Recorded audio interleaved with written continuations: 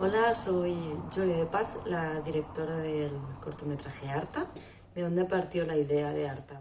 Nació desde una necesidad de contar el cómo la violencia machista impacta o puede impactar a la infancia, a los hijos e hijas de las mujeres que sufren violencia machista. ¿Qué es lo que te hizo ver enseguida en el formato cortometraje un medio de crítica social?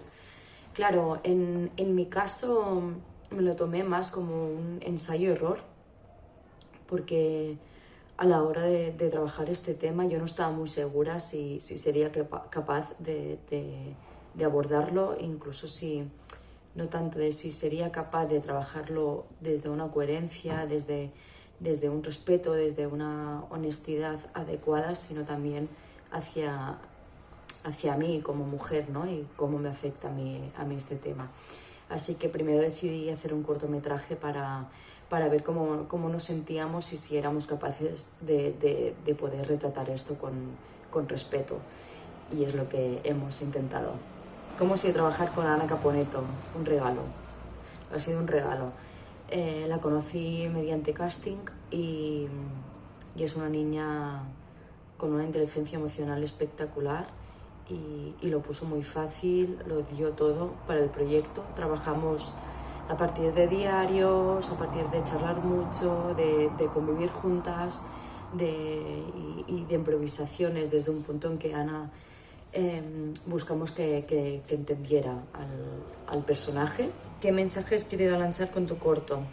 Denunciar que los hijos e hijas de las mujeres que sufren violencia machista, por mucho que no sufran violencia sexual o física, lo que sería como una violencia más visible, aún así son víctimas directas de esta violencia.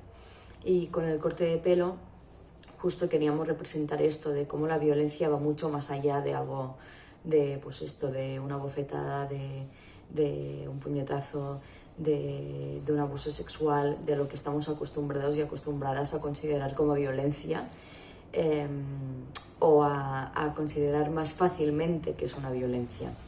Entonces el corte de pelo nos permitió tratar el tema del límite, de los límites del cuerpo, sobre todo de los límites del cuerpo de una mujer y del consentimiento. ¿Cuáles son tus referentes y fuentes de información principales a la hora de defender cuestiones de género? Claro, en este caso nosotras hemos realizado un proceso de investigación que ha durado más de 3 años, hablando con educadoras sociales, con psicólogas, con servicios sociales, juezas, abogadas, mujeres que han sufrido violencia machista, con niños y niñas que han sufrido violencia, con hombres que han sido, son agresores o maltratadores. Y claro, todo este conjunto pues de investigación es lo que nos ha dado la base para poder construir el proyecto, y aparte una obra fundamental que me ha acompañado durante todo el proceso, que también me motivó a querer hablar de este tema, fue Microfísica sexista de poder, de Nerea Barjola, y que lo recomiendo muchísimo.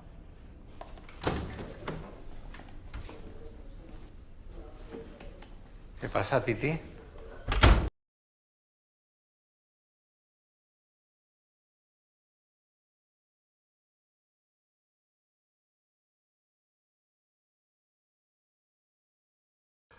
Con las puertas se dan en enero, prometo vivir.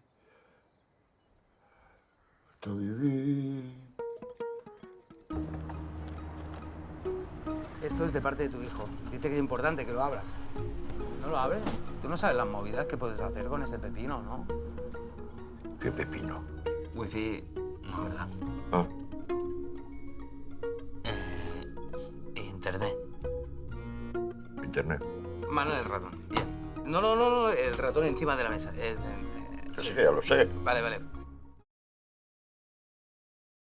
Pues la idea nace de una imagen que se encuentra Fran hace 8 años, y es una imagen tan potente y tan poética, con la que cerramos el corto y de la que no os puedo hablar mucho porque os estaría desvelando parte de la historia de Armando, que fue un poco la imagen faro que nos llevó a hacernos preguntas, a preguntarnos quién era esa persona, cómo había llegado hasta esa situación, y a partir de ahí empezamos a encontrar pues nexos comunes con la soledad, con los problemas de salud mental, con la incomunicación.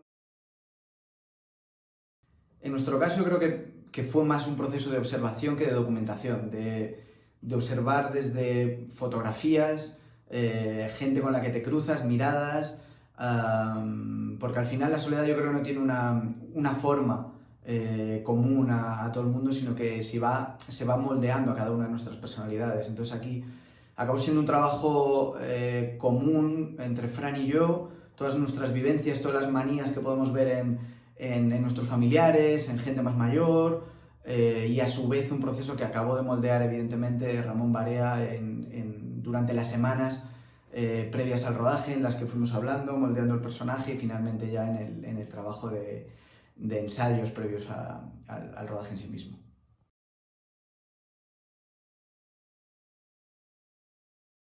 Bueno, es que la música para mí es seguramente el motor emocional más potente que tenemos en nuestra vida, y sí, en este caso creo que cuando hablamos de la memoria, de la desmemoria y del olvido, posiblemente, incluso la soledad en sí mismo, como hablábamos antes, la música siempre es un elemento que te acompaña en los recuerdos, te acompaña en los buenos momentos, también en los malos, y siempre tiene algo que yo creo que es imborrable.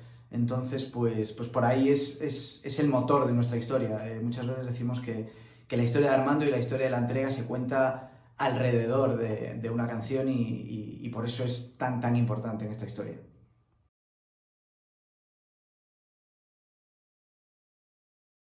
¿Por qué un repartidor? Pues porque realmente era un personaje de la sociedad que contrastaba abiertamente con Armando, con nuestro personaje. Uno que depende exclusivamente de la tecnología, de las nuevas tecnologías y de la comunicación para desarrollar su trabajo, y el otro que precisamente las rechaza y es completamente ajeno a la modernidad, ¿no? Y por otro lado había un punto que desde esta desconexión y desde esta diferencia había algo que conectaba muy bien a los personajes, porque eran dos personajes que también tenían ciertos problemas sociales, pocas habilidades a la hora de comunicarse, y en esa falta de habilidad social encuentran un nexo invisible entre ellos que los hace necesarios el uno para el otro.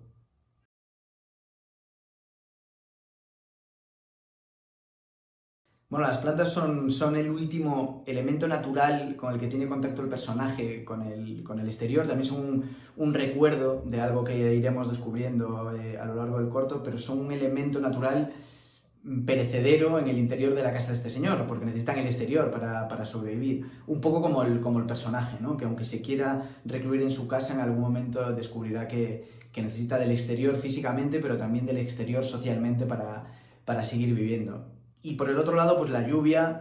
Bueno, yo soy de Galicia, en Galicia tenemos 100 palabras para llamarle a la lluvia. Entonces, bueno, es un elemento muy capital en nuestra cultura, para nosotros, un elemento también muy poético, y que cargaba al final del corto esta secuencia tan importante para nosotros, que fue el origen de todo, de un simbolismo y de una belleza plástica pues imprescindible para el resultado final de la historia. Dime algo que sepa poca gente. Dime algo que te interese solo a ti.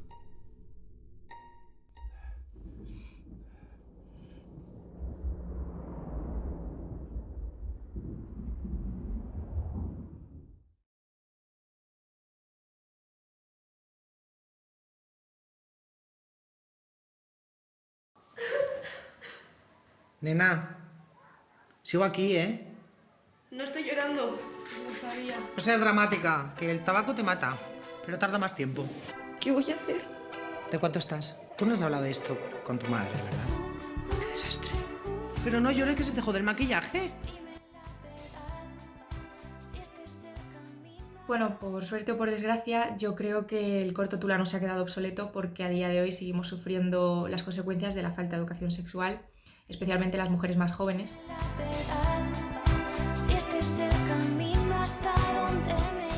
¿Quién es Tula?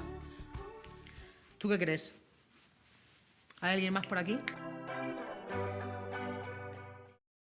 Y sí que es verdad que rodar en un único espacio y contar una historia en un único espacio es algo difícil y es un reto, pero a mí como creadora también me ha parecido una oportunidad de impulsar mi creatividad en otros aspectos, como por ejemplo el guión o la interpretación.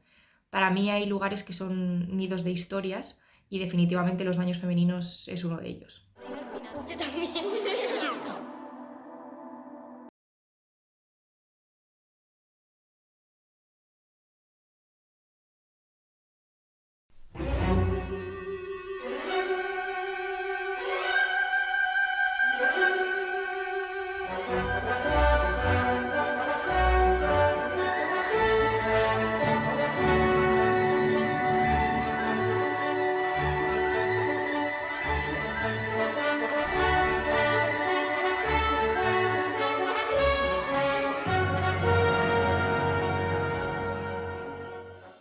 Aunque cueste creerlo, la historia de Vuelve con mamá está inspirada en personajes reales.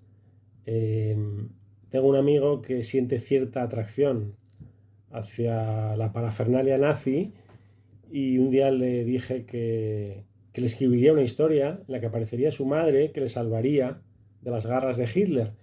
Él no se lo creyó, le hizo mucha gracia, pero esa historia acabó siendo escrita y llevada a la pantalla.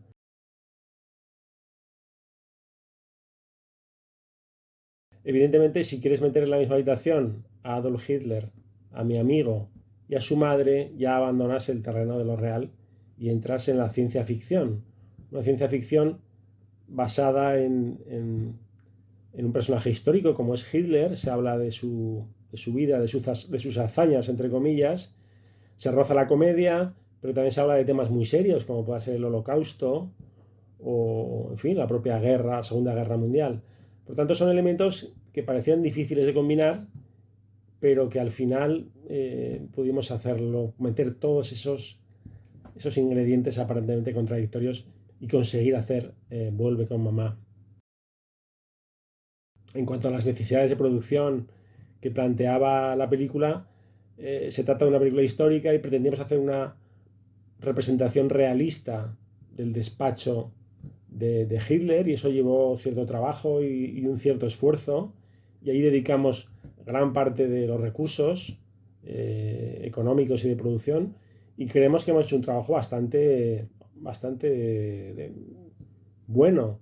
Luis Orlando, nuestro director artístico, que es un grandísimo profesional, fue capaz de crear la atmósfera del despacho de Hitler, y el departamento de vestuario, maquillaje, hicieron un Adolf Hitler bastante convincente, que era muy importante para que la historia, dentro del terreno de la comedia ciencia ficción en el que se mueve, fuera mínimamente creíble y pudiera impactar en el espectador. ¡Hi, Hitler!